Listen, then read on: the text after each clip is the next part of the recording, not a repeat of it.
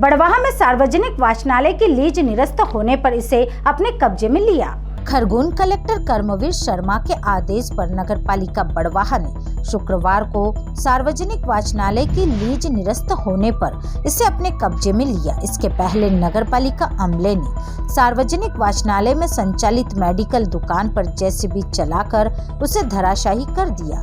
इसके साथ ही एक अन्य बंद दुकान की शटर भी जेसीबी ने तोड़ दी। नगरपालिका ने मेडिकल व्यवसायी को केवल इतना समय दिया कि वे अपनी दुकान से सामान निकाल सके।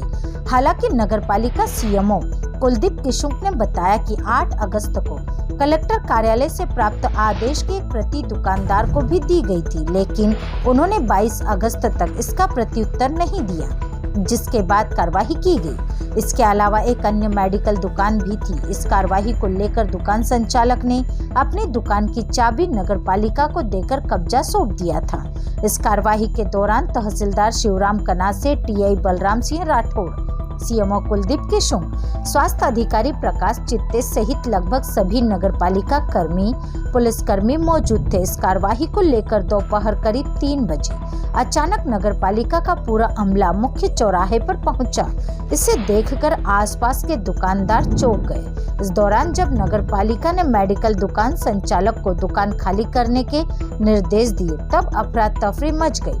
सामान्य बहस के बाद दुकानदार ने भी कार्रवाई को लेकर नगरपालिका का समर्थन किया। हालांकि दुकान से सामान खाली करने का थोड़ा समय मांगा, जिस पर आसपास के दुकानदारों, परिचितों और नगरपालिका अमले की मदद से सामान को बाहर निकाला गया। इसके बाद जेसीबी से दुकान को पूरी तरह से हटा दिया गया।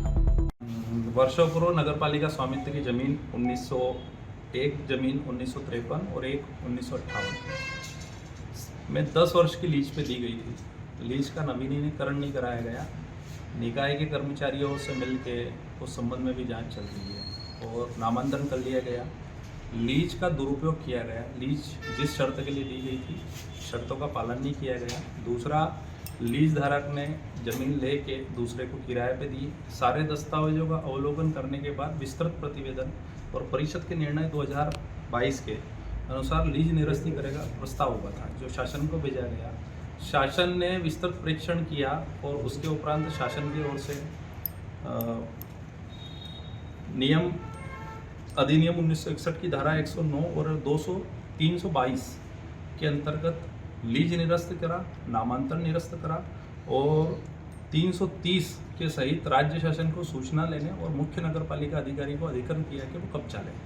इस पूरी प्रोसेस के बाद में, आदेश आने के बाद में, हमने अनुविभागीय अधिकारी महोदय को दल गठित करने के लिए लिखा, लायन ऑर्डर के लिए तहसीलदार को लिखा और पुलिस बल के लिए थाना प्रभारी को लिखा।